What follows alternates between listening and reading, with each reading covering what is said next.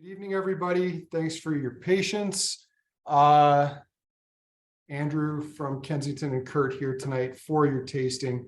Excited about this one. I'm also noticing I got some crazy Bull Murray hair today, which is fine. Or as Chloe would say, crazy clown hair. Anyway, Kurt and I will be your hosts for tonight's tasting, but I should add something. Walter had to have a minor procedure today. He bumped into something, cut his eyelids, so I got to keep an eye on him. So if I just wander off for a second, Kurt's gonna, stand in and do an awesome job because that's what he does. We'll unmute Jeff and see if he talks as much as he types. Oh yeah. Hey, well, we've done that with Doug here in Calgary. I mean, maybe that's the evolution here is that we'll be like, all right, Jeff, time to step in. So before we get going here, what do I need to do? Oh yeah. In case you haven't noticed, there's a newsletter coming out tomorrow, but we've got some new tastings on our site. In fact, we've got a ton of new tastings on our site. The September schedule is up, including the Scotch Malt Whiskey Society. So if you bear with me here, I'll just share this because I know we're still expecting some stragglers. So we'll buy some time for them to catch up with us. Here we go. Society tastings virtual and a couple of in-store tastings for September. This is new. You won't have seen this before. GlenDronach with Andrew Mustard, which is an amazing name and an actual name. I wonder if he's a little spicy. Bad dad joke, I'm sure. But anyway, Andrew's going to be joining us for a vertical GlenDronach tasting. Now, I know some of you will be disappointed because it's an in-store one and you can't take part if you're virtual. There's good news on that a little later down. The Whiskey Trail tasting's been up for a while. That's not new. Same with the Spirits Festival. Also in store, we've got Catherine McMillan from Kilholman coming. And then for those of you who can't do the in-person tasting, James Bourne and I are going to do a virtual version of the same GlenDronach lineup, including the 21 and the 18. And the only way to get either of those two bottles is to do the tasting in person or virtually. And there'll be a little ballot for that. So that's coming up. Sherry and Sherry casks in store. That's going to be Harmony and Jeff. We'll get a proper photo up for that shortly. Sean's got a rum tasting on your marks. Yuck, yuck, yuck. For those of you who know rums, little pun there, but that's coming up. Then we've got a GlenDronach launch tasting for our new Gordon MacPhail cask. You do not want to miss out on this tasting. It includes a 1982 Glenvar, spelt more, M-H-O-R, but pronounced VAR, closed distillery bottling. We have not had a bottling from Glenvar in our shop since 2011. Like that's how long it's been since we've seen it. It's a closed distillery. It's got incredible reviews. There's also a 1967 Glenbergie. You definitely want to do this tasting, just saying. That sounded like a throw-in after you romanced the Glenbar. Oh, we've only got this 1967 to follow it with. Kurt, you guys tried the GlenDronach sample with me, which is the main reason we're doing this tasting. The GlenDronach is a stunner. It's a tropical fruit bomb. Long story short, there's some old whiskeys in this tasting, 180 plus years. You don't want to miss it. And we can't do 2 nights or like expand it if it sells out. If it sells out, it sells out. That's all we got. Adelphi and Ardnamurchan with Carl Crafts, another incredible brand ambassador name, but real. Carl's going to be joining us. This is our current Adelphi and Ardnamurchan lineup, which includes a Chichibu. It's the only time we'll have poured a Chichibu in a tasting in 8 to 10 years. There's only one other bottle of it, and it's going to be sold by ballot to people who take part in that tasting. So that's coming up. Then we've got Old Pulteney. I really just want to sample that 1982 Old Pulteney again. Plus, we've got the 25-year back in stock, which we haven't had in 3 or 4 years at least. So we built a tasting around that. So we're going to do a Pulteney vertical. There's our Ben Romick cask launch. There's actually 4 single cask Ben Romicks in this. Kurt's Whiskey Club, the Syndicate has a cask. If you haven't heard about that yet, you will in tomorrow's newsletter. That's coming out. We've also got our new 2002 cask coming in September, and we're pouring our old 2003 cask at the same time. So it's an incredible lineup. More details on the site. I'll spare you, but I can keep going. Then there's Wolfburn. Wolfburn's got 10-year-old whiskey now. Who knew? That's coming up. What else here? I wanted to do a tasting of just 25-year-old whiskeys, and there's 8 of them. And there's some pretty cool stuff there. And interesting fact, you could buy this entire lineup of whiskeys and still have $1,000 more left over than you would have if you bought a Macallan 25. Just saying, it's an awesome lineup, 8 whiskeys. You're probably going to want to do it. This Speyside 25-year-old from Single Malts of Scotland, Sean and I tried it last fall in Paris. It is gorgeous. It's taken a year to get here. Super excited about that. I think that's where we left it for now. Those are all the new tastings. I know it's a ton, but yeah, it's a really cool lineup coming up this fall. So excited about that. Most of the virtual ones will be Tuesday nights because I think that's just going to be my thing from now on. I'm going to do a tasting on Tuesday night. And if you want to join us, you can. Kurt likely will be there. If he's not, Harmony or Sean or Evan will be there. But yeah, super excited about all the tastings we came up. You hired a Jeff. We did hire a Jeff. He's actually in charge of our wines. So he's pretty awesome. In fact, he writes for the Calgary Herald. Yeah, but anyway, that's not why you're here tonight. You're here to try some North Star whiskeys. Now, Kurt, I just have to go quickly ascertain the whereabouts of a certain Walter. Anything you want to say before we dig into this North Star lineup? Yeah, there's a couple people here in this group that got to sit in store with us a few months back when Iain was through town. And I think it was a revelatory moment for a lot of them. And I know at least, I see one name here, was coerced into it by somebody else as well. We were shocked at how good all of the whiskeys we had were. Shocked too at the passion that Iain has and the future of what he's doing. He's going to be a real heavyweight in the game for some time to come. And he's like a young guy with tons and tons of energy. So I think North Star is going to be one that we really, really have to watch in the future. And his access to casks already seems to be almost Andrew Symington. Like, it's been a long time since we've seen somebody that's had this much pull. So quite cool. And the first whiskey that we're going to do here, Andrew can attest this too. We got offered it. I fell in love with the label. If you haven't seen it already, I'm sure Andrew's probably got something sexy to show you there. But it was a monster, and we tasted it and went, okay, can we have it all?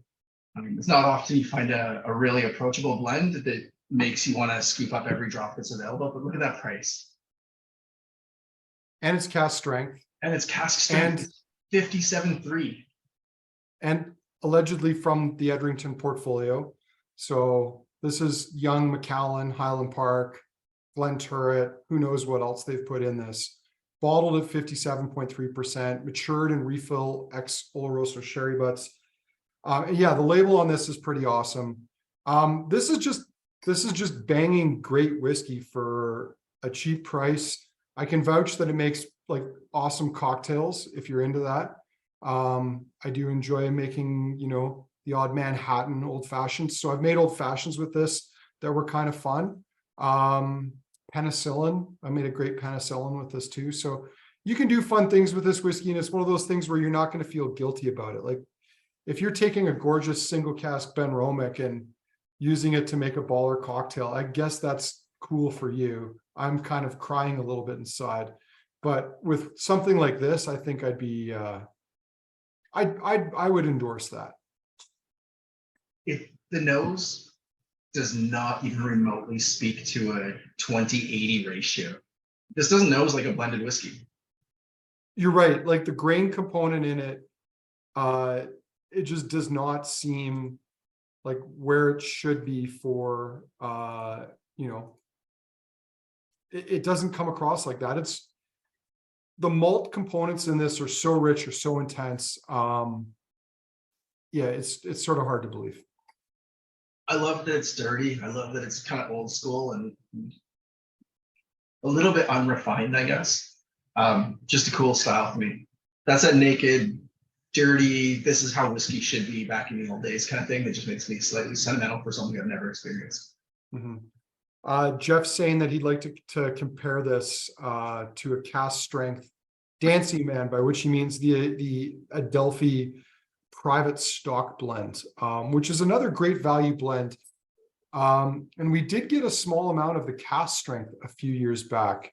It's been gone for a while now, but I do seem to remember that was a good one too. And sorry, before I look that one up, because I am going to actually share that one, I just want to make sure that I've got everything I need in the lineup here in order. So that didn't work right. All right, I'll pull it up on this one. What is it? The private stock blend. So Delphi, they're the owners of Ardent American Distillery. This is their regular one, which again, I think is great value for the price, $36. This is something you could put up. This would kick the shit out of Johnny Walker Red Label for not that much more money. And it's, yeah, by the guys who own Ardent American. They did do a limited edition cast strength version of it. Kurt, do you remember even trying that? I don't think we got very much. We only had a couple of cases of it. Yeah, and it was one of those scooped up pretty quickly, actually. This is one of those kind of entry level whiskeys, or I would say this is actually below entry level whiskey, that everybody seems to be on board with. Like, geeks like it and stuff too. If you're gonna have a blend to crush, have something like that, not Johnny Brand, like Andrew said, not J&B, not Bell's, crap. There's no personality there. But we trust the guys behind these things, right? That's why we push it.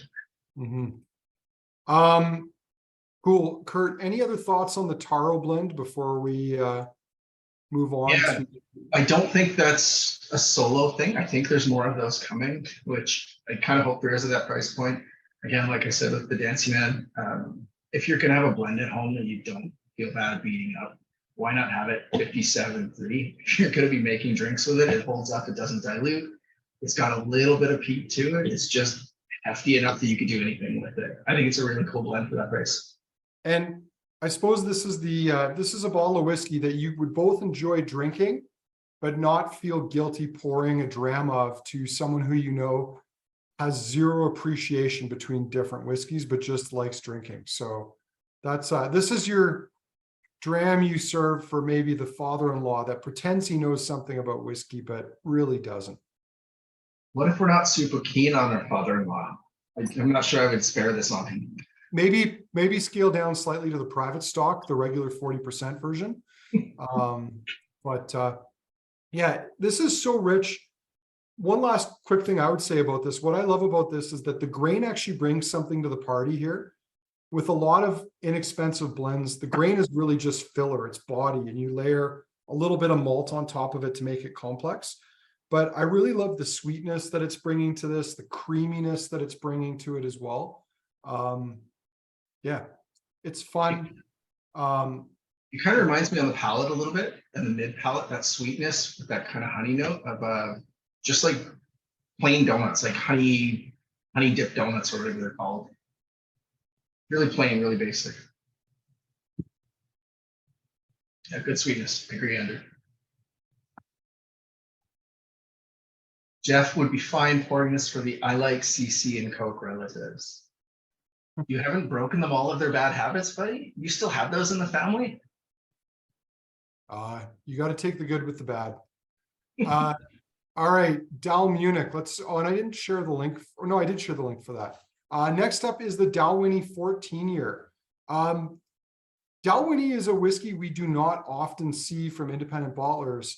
And I think this is the second time we've seen it from North Star. So what's going on there? It is so vibrant. Holy cow. Yeah. Very leathery, getting some like shoe polish notes out of this. Nutty. Tons of ginger. There's something that reminds me too of like actual sherry. Like when you go to, and I realize this is not something everyone here has experienced, but when you go down to Harath and you nose an actual sherry cask, and I don't mean a sherry cask for seasoning a whiskey barrel, but a sherry cask where they're actually maturing sherry to drink at some point in time, because you have that acidity to it. You've got that floor, the yeast kind of layer coating on top of it. Yeah, nutty, raw, tobacco, leather. I would not guess that low ABV based on the nose. It's prickly on the nose. It is like, that's a really, really big nose on that. Wow. You get lots of orange on the nose too. Super fleshy on the palate.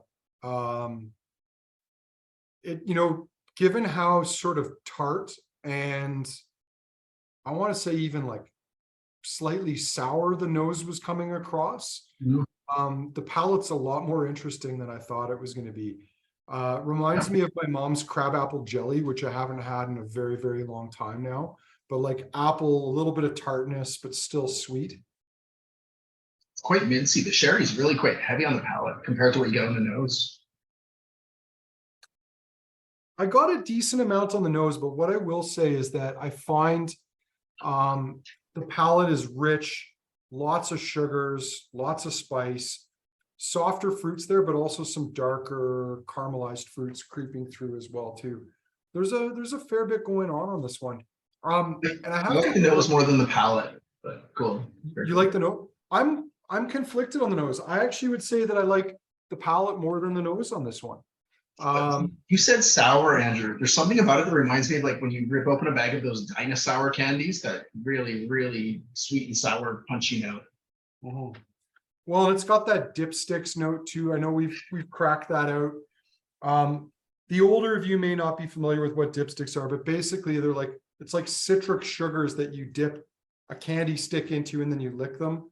I think I only ever bought one of those once when I was like 12 or 13. But I don't even know if you can get them anymore. They're probably banned by Health Canada, if I'm being honest here. I'm sure the Banff candy store has some somehow. Probably. Kurt, I'll be right back if you want to keep rolling on this one. Making the great escape. Yeah, like Andrew says, we don't see a lot of Dalwhinnie. In fact, it's one of those distilleries that's quite boring for us. And we try to, if somebody comes in asking for a Dalwhinnie and knows they want it, we'll take them over, we'll show it to them, great. If they ask us how it is, we're going to be dead honest. It's a boring ass distillery most of the time, not because they produce boring whiskey, but because they release boring whiskey. You're always at the mercy of whoever's blending, whoever's releasing your stuff. I would kill to see more Dalwhinnie in great single casks, better releases from the brand themselves, aside from just the 15 and distiller's edition. It's quite tame. This one to me carries something that's kind of a hallmark of the mainstay expression, like the Dalwhinnie 15, I think. There's a really intense kind of floral note behind it, and it's not that like purpley lavender or lilac-y soapy kind of floral note. It's just a really, really intense, like peony or something. I'm getting a little bit behind it on. But cool. I'll chime in there. I mean, like it's a distillery I've not been excited about, I think, ever. Yeah. Except that first Dalwhinnie 30 they came out with like 4 or 5 years ago, I thought was really interesting. But again, from a more of a spirit, fruity, mature age style. Virtually everything I've had from them in the 15 years range, but also the distiller's edition, I just find boring. They're never bad. They're just not interesting. And I did stop at Dalwhinnie on my recent tour in Scotland because I needed a bathroom. And it just happened to come along. I was coming out of the mountains from the West Coast and it spat me out basically right at the Dalwhinnie distillery. So they were very kind to let me use the bathroom and didn't judge me for not wanting to do a tour or buy anything from the gift shop. Though I was really tempted with some of those flora and fauna bottlings, but I was like, no, Andrew, you don't need it. Jenny's just going to get mad at you, so just leave it. You don't need to take that home. Can't you write that stuff off as research materials or something? There's got to be a way to get around it for her. I could. Super shady, but no. I did get the one bottle I did want to buy when I was over there, and that was that Glen Scotia 1991. My only gripe is that I think it went up in price about 50% since the previous time I'd gone through Edinburgh Airport. But what are you going to do? Don't worry about the price, because the other night when we were at your place, we cracked that when you weren't around. So yours isn't worth anything anyways. Well, if you did, I didn't notice, and it's not the end of the world. No, we didn't. But there's plenty of other stuff to try. And I agree, Will, the flora and fauna stuff, generally speaking, like there's some really cool things in that lineup, especially the old Mortlocks that used to be a part of that. The Linkwoods were really good. I think it was the Linkwood that I was really tempted to buy last time, but anyway, what are you going to do? Can't have them all, right? All right. We did the Taro, we did the Dalwhinnie. Let me put the Dalwhinnie into the chat here. next up, we've got what? Blair Athol. I think you just dumped the Taro back in the chat. Oh, did I? Okay, I'll get the right link for everybody. Well, let's move on to the Blair Athol too. Yeah, Blair Athol time. Can't say I expected this for it. You can't say you expected which? The nose on this Blair Athol. Well, this is my first time trying it too. So what are you getting on the nose? Actually, the biggest note I'm getting is celery salt. But it's a little bit savory, a little bit almost kind of soupy. It is very Sherry, sweet. but celery salt is everywhere on the nose to this. So it was a recent cast that we picked for the store from Gordon MacPhail, which likely we won't see for 6 to 9 months. But I described it to James Bourne when I was going back and forth with emails on him as being a little bit on the dumpy side.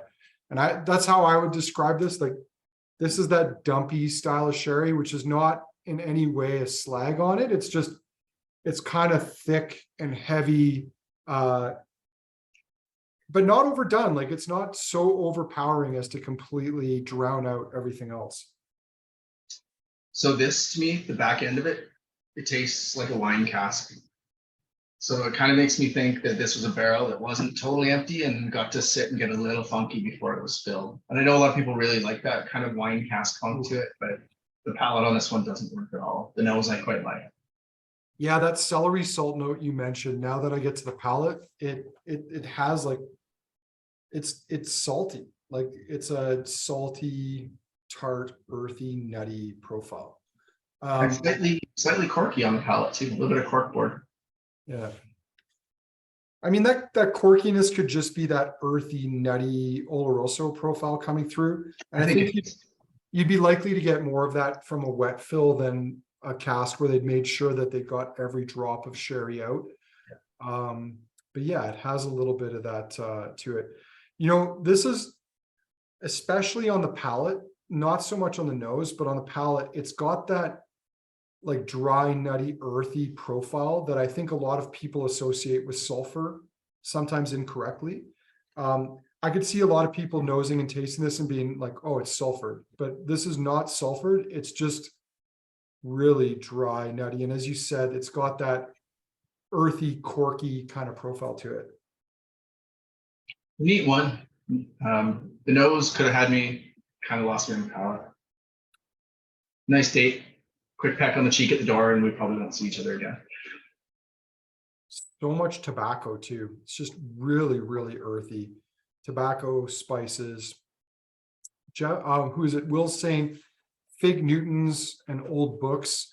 I would say more like old Fig Newtons, like Fig Newtons that have maybe been in the cupboard for a couple of years. And so there's traces of the fig in them, and they're probably really brittle. Is this the voice of experience, Ferguson? No, I wish I had old Fig Newtons. We've talked about this in prior tastings, taking out the trans fats. I think they were demonstrably better before they took the trans fats out of the Fig Newtons, but that's just me. Our next KWM t-shirt, more trans fats. Everything's, not as bad for you as they say, in moderation. Now, would you try adding any water to this one, Kurt? You know my philosophy on that. I think you and I are in sync on this one. Whiskeys with any kind of age on them, once you pass about a dozen years or so, I generally shy away unless I need to, unless it's really, really hot. And whiskeys that are sherried, I can honestly say, unless it's a 7-year-old like a Bona or something like that, I'm not going to add water to a sherry whiskey. I just don't think it ever works. I don't think it would benefit it really. I think it might break that already kind of delicate tightrope walk of the palate. So in the interest of science, I put a drop in mine just for fun. I think it actually helps a tiny bit, which is not what I would normally expect. Because I'm with you. I find sherried whiskeys tend not to take water well. And I'm not generally a fan of adding water in the first place, but yeah. All right, we're going to move on to the next one, which is the Dalmunach. And this is only like the second time I think that we've had a Dalmunach. Does that sound about right? I think so. Because Inchdarney is made at Dalmunach, right? No, Inchdarney is I know the answer to this one. It's different distillery. Jeff, come on, Jeff. You Yep. let me down, buddy. Because Dalmunach is the distillery that replaced Imperial. Yes. Inchdarney is Inchdarney is Inchdarney. Oh, yeah. They make but fin they- glass. That's where I was getting Call confused. it Finglassie. That's where the Right. confusion went. Yeah, in. yeah, So Now my head's on straight. we've managed to solve this without Jeff. Not that we think he couldn't have added value. It's just we got there on our own. And we just wasted 5 minutes not even remotely talking about Dalmunich, which is the whiskey we're drinking. So. That's right. So, but I mean, I could be wrong. Maybe this is actually the first Dalmunich we've had then. Now that's something someone could correct on us. I'm just quickly going to scour our website to see if I can find a previous mention of Dalmunich. Yeah, we had one. We had a Cooper's Choice Dalmunich. Actually, we have a Cooper's Choice Dalmunich, proper tense. So this is the second one we've had. So it's not something we've seen very much of. When Chivas Brothers closed the Imperial Distillery because they'd left it kind of unguarded and it was not in a particularly good shape. When they decided they needed to reopen the distillery for production, they went and checked it out, and it turned out it was in such bad shape that it was going to cost them more money to rehabilitate and reopen Imperial than it would be to tear it down and build a whole new distillery. So that's why they built the Dalmunich distillery. It's located on the banks of the River Spey. It's a beautiful looking building. It's apparently, at least when it opened, it was the greenest distillery in Scotland from a technological standpoint. But this is the second ever bottling we've seen from them. 6 years old, matured in a refill barrel, finished in Ruby port. Ruby is, and I don't know if this should be in any way a criticism. Ruby is the most entry level of ports. It's the frugal man's port style, but it's popular. Interestingly, like your vintage and your tawny ports, they don't tend to sell those casks off. Part of the reason is they're looking for oak that's not going to add anything to the wine. They look for dead wood.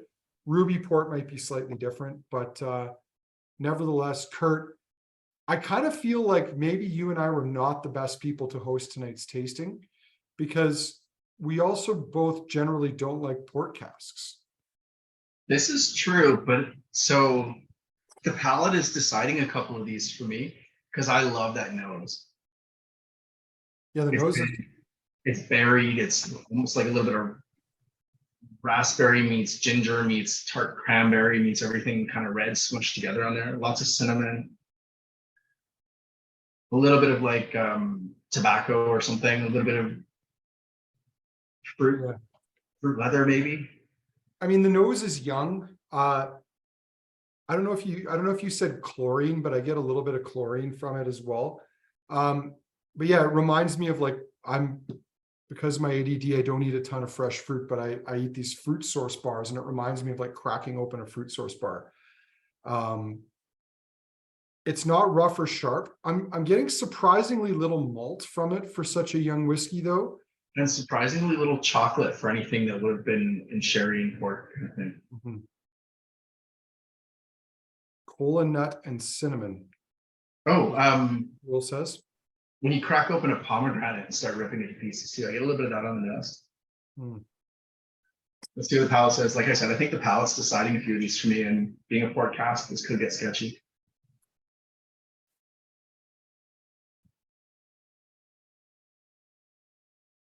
I'm going to rule on this while you're mulling it over, Kurt. The palate on this is nae bad, as they like to say in the old country. For a 6-year-old whiskey, I think it's drinkable. There's some nice fruits there, strawberry, chocolate, a little bit toasty. The spirit itself is very, very clean. Like I'm not getting a ton of spirit character, which is really surprising for such a young whiskey. Wow.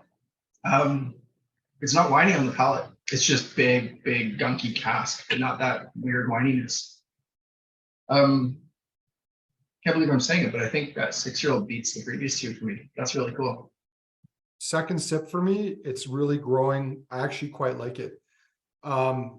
This is not my style of whiskey at all, and I still dig this one. Yeah, I'm getting tons of berry fruits now, like strawberry, raspberry, blueberry. And I think that's almost entirely that port cask influence coming through. I agree with you. It doesn't come across winey. On the palate, I'd be hard pressed to decide that that was port versus sherry. I think it's just, there's some nice cask character. This reminds me, and I know, Kurt, you may not have been as big a fan as I was when they were young, but it reminds me a little bit of like the young Arons that used to come out back in the day in the corduroy boxes. They were all sub 10 years of age, probably mostly in that 6 to 7 year range. And a lot of them were either finished or matured in wine casks, including, they had some cool ones. Like there was a Chardonnay cask, which they got in trouble for. They also got in trouble for Calvados. One of my favorites was rum, but they had port, different kinds of wine. This reminds me of those young Arons. I can see that. Wow, that's weird. Like the arrival on it, I get a little bit of like that wine cask port kind of thing on the front end of it, but it's not there at the back end. I'm totally cool with the way that looks on the palate. Yeah. No. So I have to be honest, this was one of the ones I was looking forward to the least because I thought it was going to be really underwhelming. And I kind of agree with you. It's in the top half of the 4 we've tried so far. So I think when I'm over there in a few weeks, I'm gonna try hunting the whiskey bars and stuff when we're in Glasgow and stuff to see if I can find a handful of Dalmunachs to try, because I'm really, really curious about what the distillate is doing here and what the cask is doing. but yeah, the problem is for a young whiskey, it's hard to pick out those cask or the spirit character elements of it. But maybe for a young malt, that's maybe not a bad thing, because a lot of distilleries, the way they make their spirit, it takes time for it to mature and get to a point where we're all happy to drink it. Now, next up, Kurt, is I want to make sure I've got this in the right order. We're on to the showstopper, if I'm not mistaken, right? The one that we pretty much built this entire tasting around. This is the kind of whiskey that makes me excited nowadays. Kind of jaded, of course. We get to try a lot of really, really cool whiskeys, but every now and then there's one that comes down the pipelines where it's like, oh man, I want that, or I want to try it at least. I didn't think we were going to get to try this one. So Andrew announced this tasting. I didn't even know it was happening until it was already in the books, and I did a little bit of a happy dance. And then when we poured the tasting in the back, I did get a little bit of a sneak peek. I didn't get to taste this yet, but I did get to nose the bottle that was poured, and I was like, holy shit, we're going to drink this. Can't wait. Exciting one. And I'd love to know what the rationale behind the label color is, because I kind of also love that robin's egg blue background on this. Holy cow, that nose. It's not quite like really, really old school sherry where it's like deep into the tropicals, but it is sort of an old school whiskey with a really nice, clean, in between sort of sherry style to me. Yeah. So while it's not that sherry, I do talk about that kind of, I did a tasting note for this with the dregs of the bottle.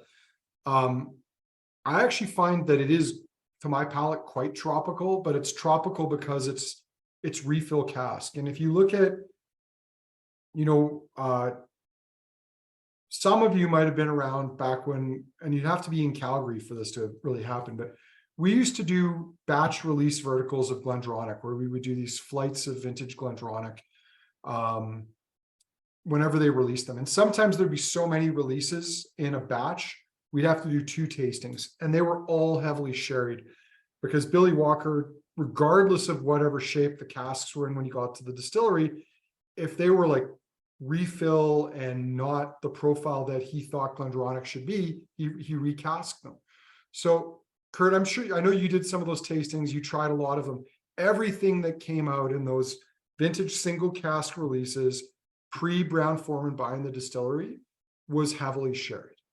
Heavy. Almost, I don't think there was a single one that was not heavily sherried. And to me, what's really cool about this is that you're getting some sherry notes to it, but you're getting more spirit, you're getting more distillery character because the sherry on this is not so heavy and over the top. Agreed. And you're right.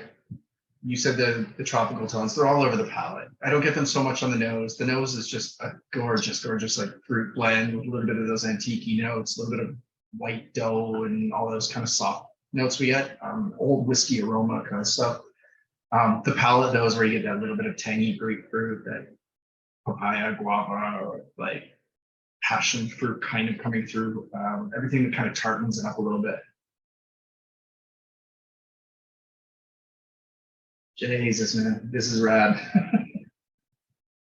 And Jeff, I'm right with you there on this. Like, I love this. It's gorgeous whiskey. I know why it's this price because, well, I mean, even the GlenDronach distillery bottlings that we're seeing now that are this age or older are like substantially more than this.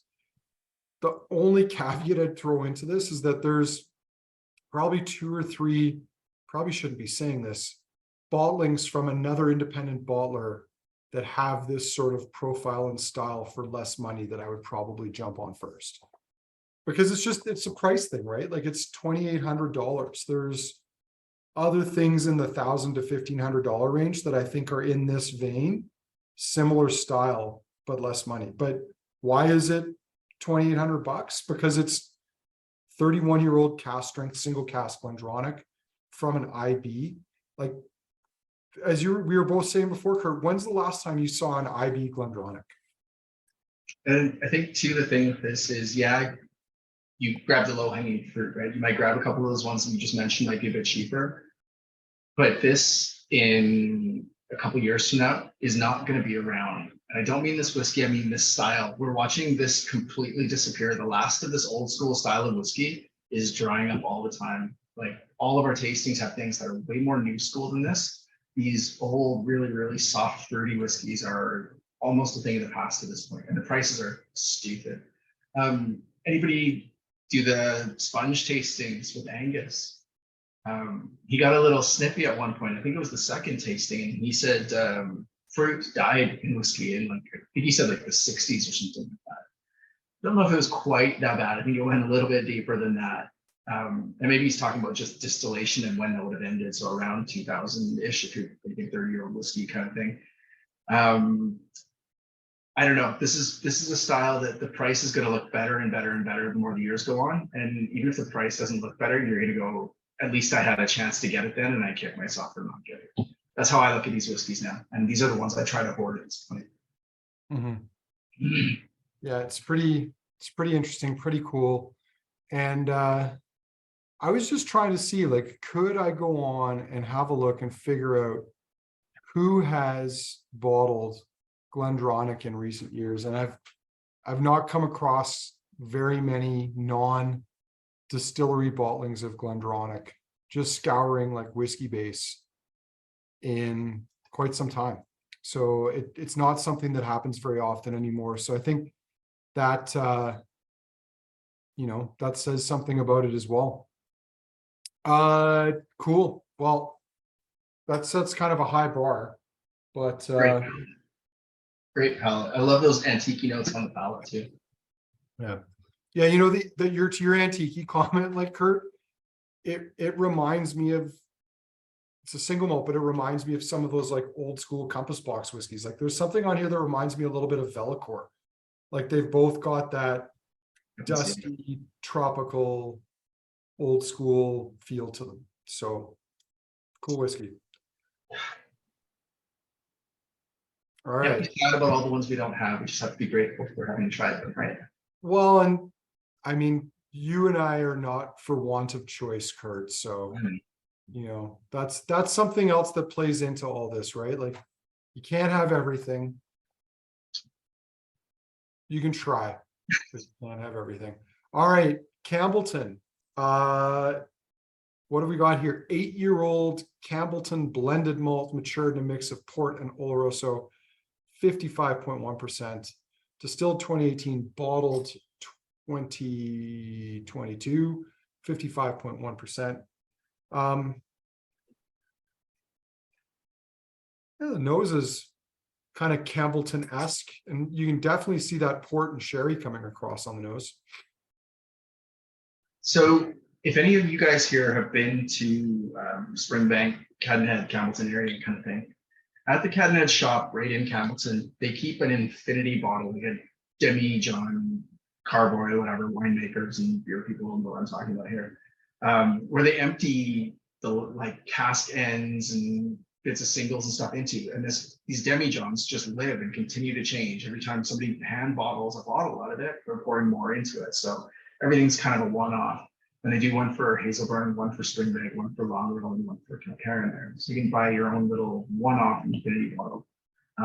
This one kind of reminds me of the cross between the last time I had the Hazelburn and Springbank, where it's kind of a mishmash of everything. There's weird fruits that you wouldn't expect. There's a slight dirtiness you wouldn't expect.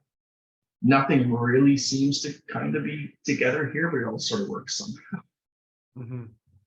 I mean, you can tell it's young.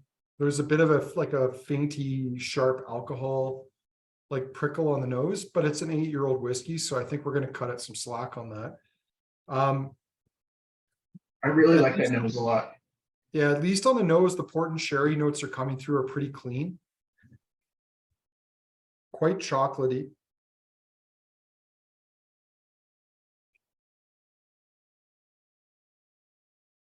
Wow, that's a heavy weight on the palate. It just sits really, really heavy. Peat is bigger there. So spicy. Yeah, the sherry is heavier there too. Actually, I think that's a port kind of heaviness there, actually. I'm getting like cayenne pepper infused chocolate. Like it's really quite warming and spicy. I really like this whiskey. I didn't expect to like this one as much. It's the young and the old tonight, Kurt. Everything in the middle, meh. Oh, yeah. It's tasty. There's some layers to it.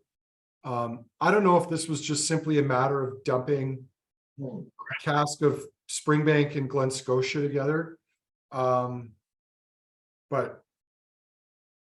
it tastes purposefully created as opposed to just, you know, It's a happy opportunity.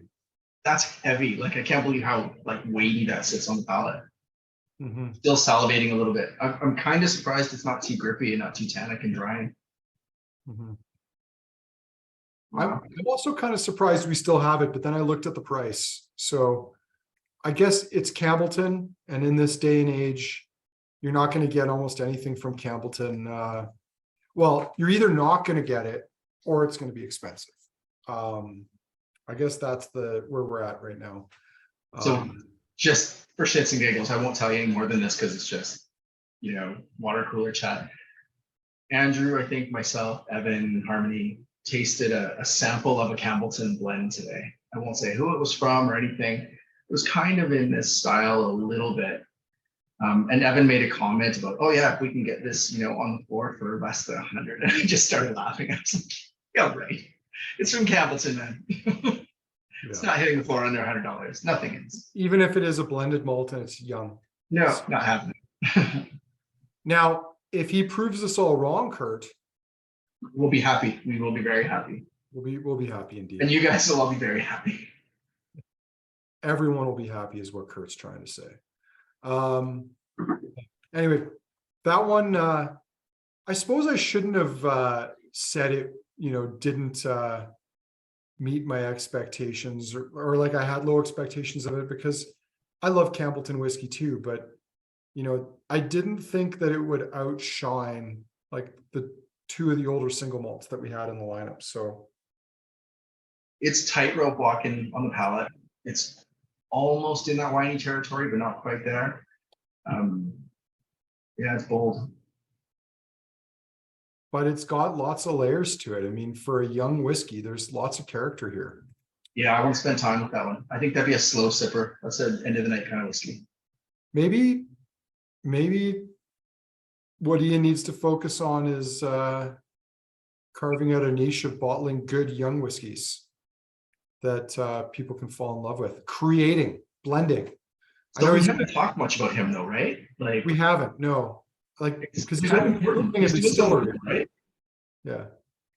Tell him, Andrew. Well, no, why don't you fill them in on that? So Ian's in the middle of putting together the newest Campbeltown distillery. Can't remember the name of it off the top of my head. Dalwhinnie, something, I don't know. Never remember. Dalwhinnie. Dalwhinnie, thank you. Also known as that part of the kingdom that was ruled by the Lord of the Isles and stuff, that whole little piece in that area.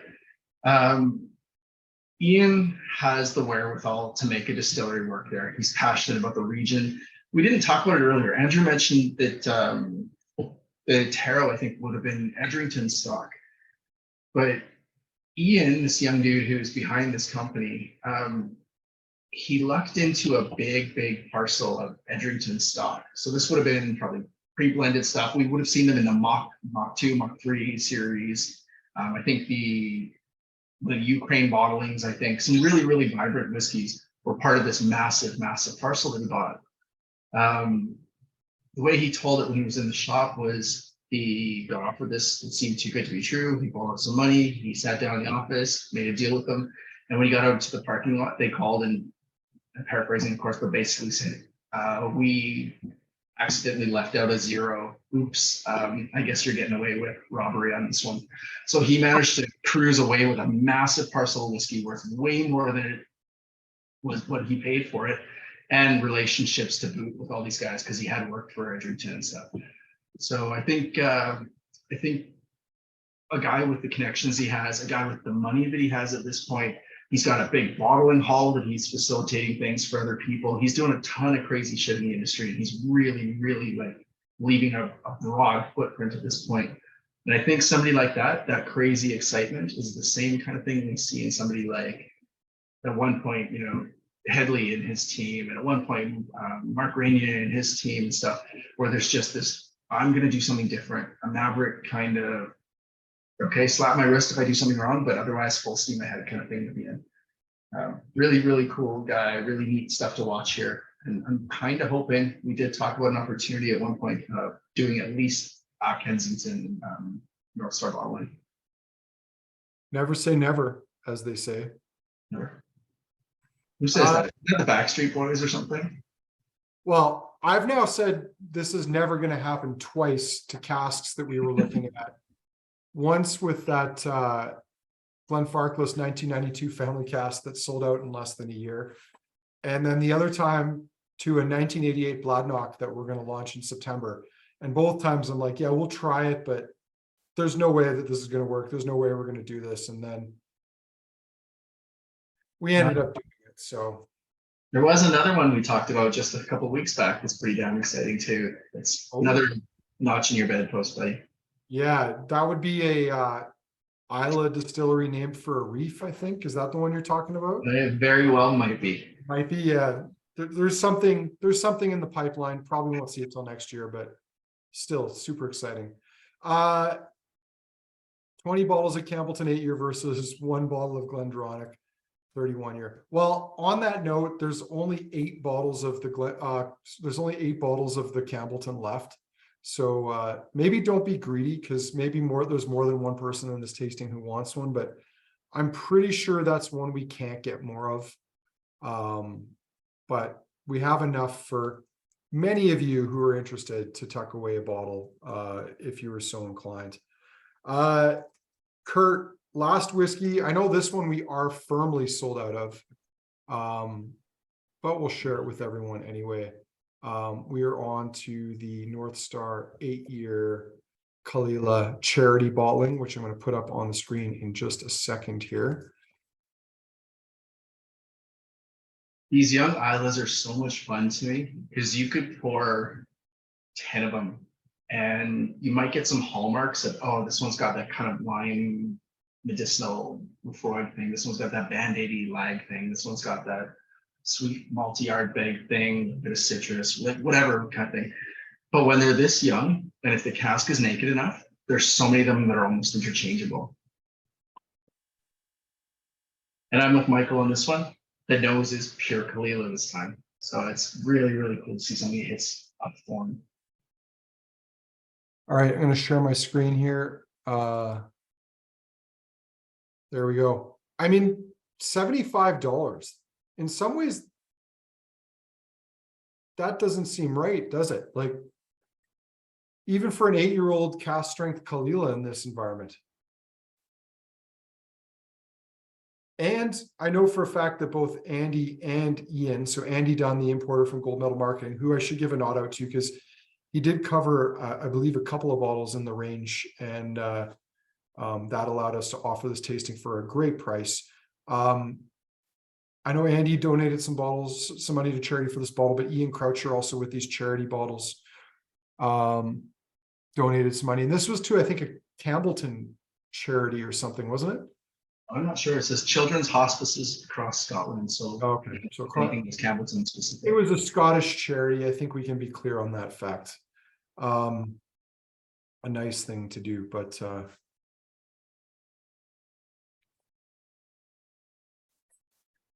oh man. Well, it's exactly what you want a young Caol Ila to be: malt, salt, smoke, citrus. I'd say a little bit more on the bacon side of things than on the seafoody scallop side of things, but it ticks all the boxes. It does remind me of something we're going to be announcing tomorrow, though. Maybe a little bit higher ABV, maybe a little bit more concentrated, but do you know what I'm talking about, Kurt? I do. That one kind of came in left field at us, right? Yeah, so this is sold out, but I'll still share the link for those of you who want to see it. But we're also getting something else tomorrow that I've got to taste it again, but and I'm not saying it's Isla because there's nothing on here that says that it is, but if you want just good bang for buck Isla, this will be out in tomorrow's Malt Messenger. It's $60 single malt peated Scotch whiskey. We don't know where it's from. They're not telling. 46% unchill filtered. It's naked. When we were approached for this one, I think I'd said to Kurt and Harmony and Sean and Evan, I was like, we don't really need another peated whiskey, but we've been offered this. And they tried it and they're like, good, how much is it? And I was like, you're not going to believe me. And sure enough, they didn't. So we didn't need this whiskey. We weren't looking for this whiskey, but when we tried it and saw the value in it, we're like, yeah, we got to have that. So Mr. Pete is arriving tomorrow. This is probably not a stand-in if you like the GlenDronach 31 or even that Campbeltown 8-year blended malt, but it's pretty damn good.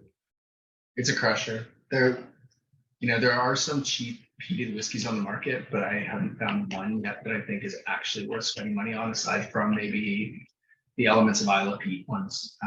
Anything else, whether it's like McClellan's crap or whatever, anything in that really, really low price point like this, and I'm not talking Ilic and Longin up at that $80 price point, but that 60 sub kind of mark, almost none of them are drinkable. They're just too young, they're too fiery, they're undeveloped, they're nutty and almondy and all those kind of new make spirity kind of notes.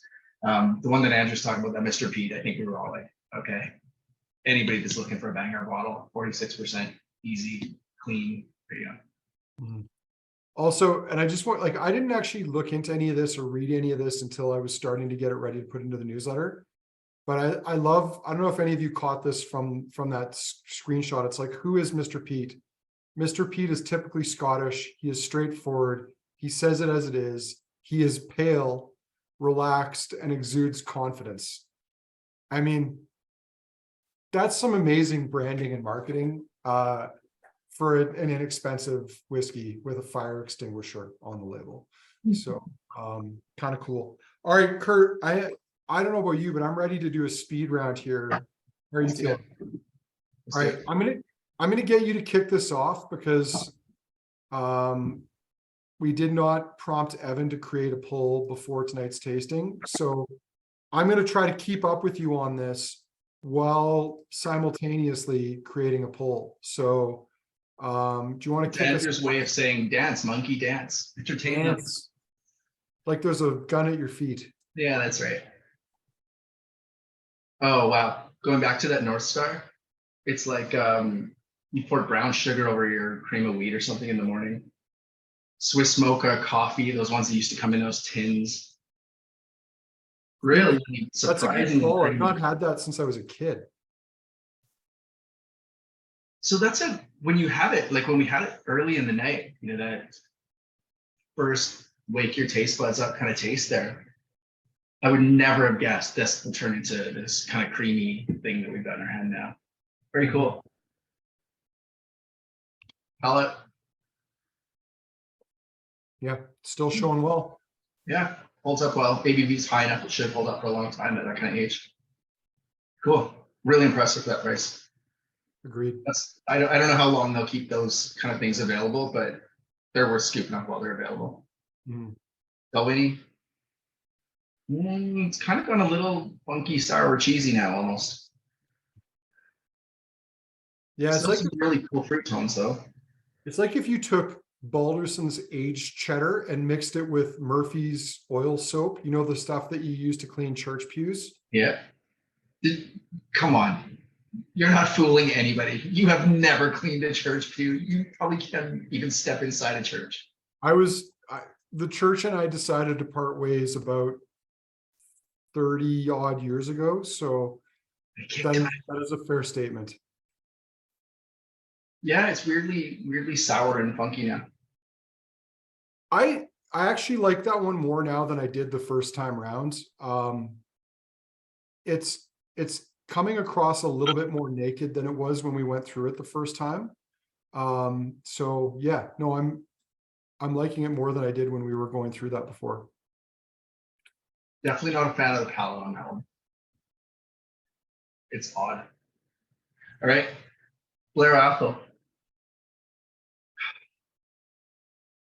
Now it's all like confectionery. It smells like the candy shops in Banff and stuff in Canmore where they're making fudges and toffees and stuff like that. I'm getting like both like figs and dates dusted in sugar, but also like Turkish delight dusted in sugar. And let's face it, it smells like a glass of port at this point.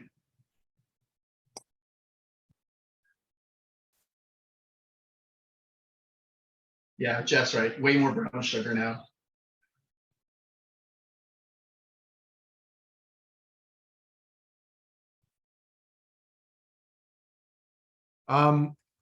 Yeah, the palate, I mean, to me, I like the nose better than the palate on this one.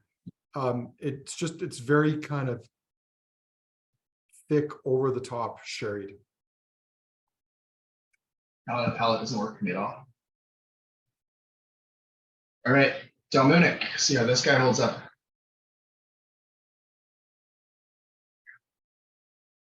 Smells a little toastier now. A little bit toasted marshmallow or something on the top.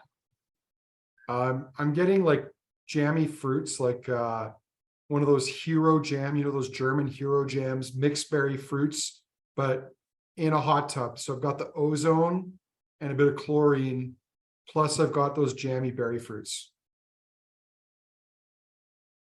A little bit of graham cracker with fresh ginger too.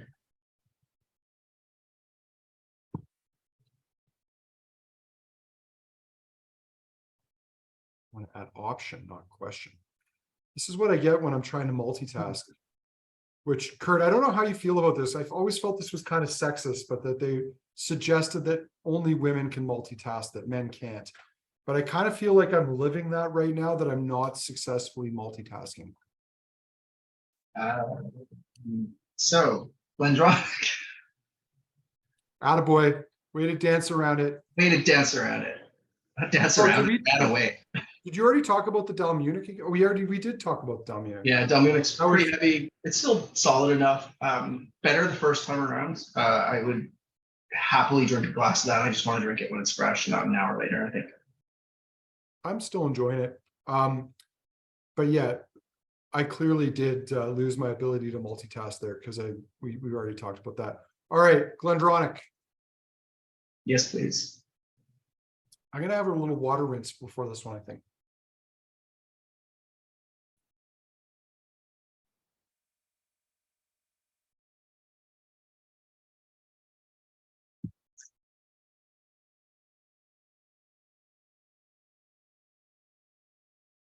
Man, those antique tones are just getting bigger on the palate now.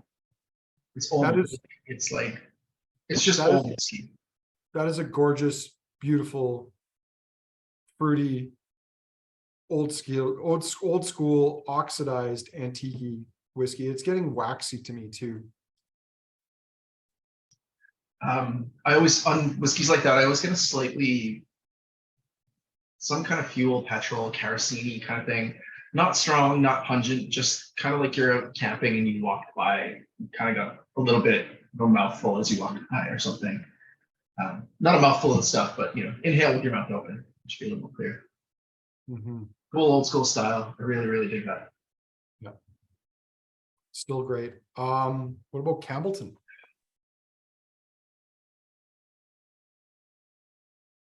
Sammy's channeling Kevin Malone from The Office, it would appear in the chat.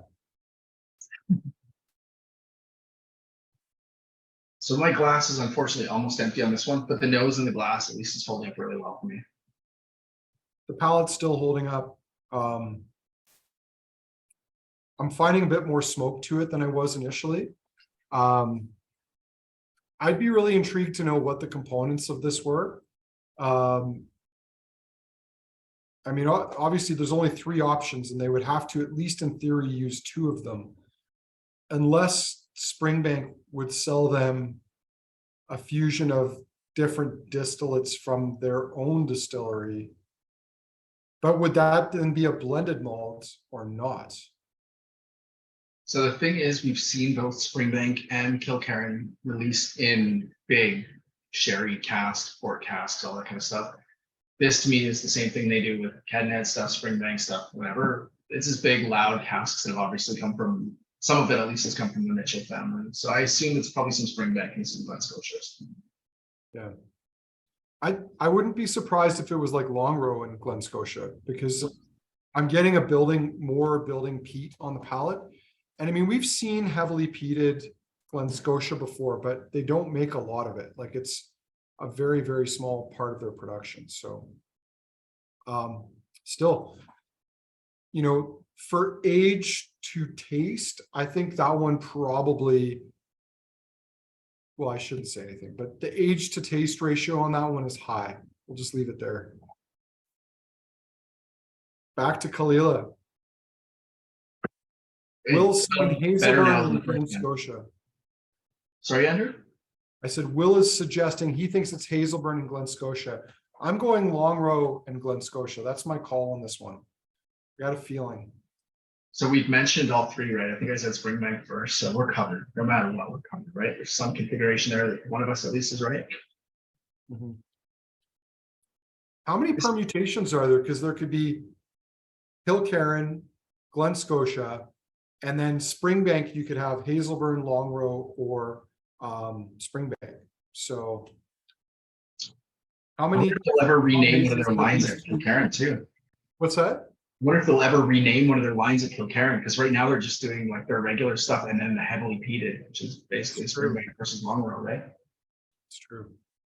Yeah, this Caol Ila smells better than when we first went at it. It's opening nicely. Some of those kind of younger notes are blown off a little bit. A little more of the malt showing through.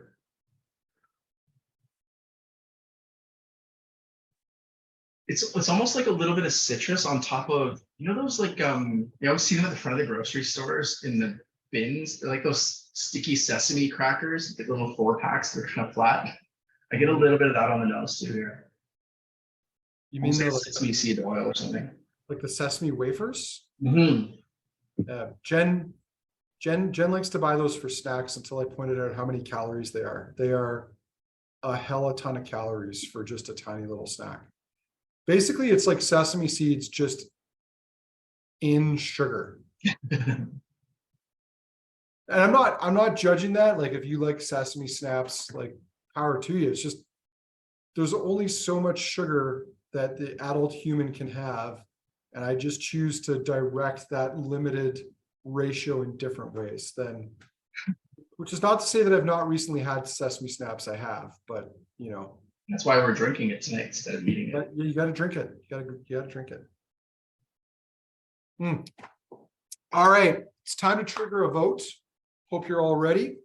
Hope you've got two favorites identified, because here comes the poll. Hopefully I didn't screw it up.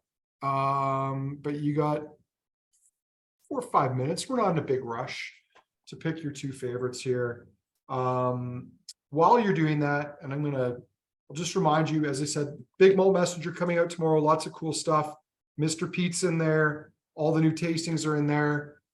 There's 3 single cask Ben Romics in there. Kurt's Club, we've got a little bit left over from his club. There's a Polish oak cask, very limited, and something else. They're not on the website now, so don't look for them. Other than Mr. Pete, you won't find them until tomorrow. What other goodies in there? There's some new Whiskey Trail whiskeys. There's a rum. Sean did a little opus on rum, which is cool. We've got some really cool rums in our store, and we do not do enough to let people know about them. So Sean's working on that. There'll be a part 2 probably in a future newsletter. But being as most of you have now voted, Kurt, I'm going to put you on the spot. What is your number 2 whiskey in tonight's lineup? First one we had, Taro blend. Taro blend, cool. There's a lot of cool stuff in a lot of the other ones. I'd happily drink lots of the last 2 gallons of the GlenDronach 31. But just in terms of balance, because those ones are all slightly out of balance, they're just fun for different reasons. I think they absolutely nailed it, that Taro blend. I don't know, very, very cool. I can drink lots of that. Okay. And I'm not a blended whiskey guy, so. All right. Cool. And just because I'm not ready to tell my number 2 yet, what's your number 1? Not really sure on that one. It's the GlenDronach. I can't hide it. I don't pretend anymore. I'm an ageist. I love good old whiskeys. It's a treat when we get to have them. Why not admit that they're bloody special, and that's why they are what they are, and that's why we do tastings like this, because they are exciting. This was a great example of a really, really cool older whiskey that we should just be happy we got to drink, and I'm tickled pink about that one. Very cool. Yeah, I'm with you on that. I'm similar to you, except my number 2 is the Campbeltown. I did them side by side again, and I like the Taro. I mean, if I was to say what is the best value taste to dollars in tonight's tasting, it's hands down the Taro, like hands down that whiskey. But if I was given a choice for a pour of one of those 2 bottles, I would pick the Campbeltown. So Campbeltown is my number 2, and it is not the best dollars to value whiskey in tonight's lineup, but it's hard to see how anything other than that GlenDronach is the best whiskey in the lineup. So kudos, Iain. I don't know how you got a cask of 31-year-old GlenDronach. Maybe you've just been quietly sitting on it for years, but well played, sir. I do not begrudge you the price on that, because that is gorgeous and rare and really, really cool. So Kurt, I said 3 favorites. Do you have a third favorite if you were going to have to pick a third favorite? Yeah, I think I want to drink a lot more of the Campbeltown one. That's cool. It's funky, it's dirty, it's old school, all that kind of stuff that makes you want to dig in a little bit, spend a little more time to see what you actually really love in it. And kind of just an honorable mention is the longer it's in the glass, the more I think that Caol Ila is firing on all cylinders too. At first I was kind of like, yeah, it's typical, who cares? Because we've had shit tons of young Caol Ila, but the longer it's in the glass, the more it's just a nice, clean version of it. Mm-hmm. Kurt, anything else we should tell people to look forward to? Don't be some of those people that have the big regrets like a lot of us do in the whiskey world. You know, I think, Andrew, no matter who you are, you can always look back and go, oh man, I wish I'd started as early as that person did, right? We've all got those people, and oh man, they were buying bottles at this price. Like, come on, it's not fair. Andrew's right to blow up the rums in the malt messenger right now. It's a category that's kind of exploding for us now. There's a ton of passion in local people. There's a ton of passion in the store. There's more buzz about some of these rums that are kind of funky and stuff. And we have been taking any excuse to open them in store for virtuals, for customers, whatever we can. That's my goose howling. Yeah, the rums are really, really cool. And before the prices get way out of control for things, it's a good time to scoop a couple, do some virtual tastings if we got them or whatever.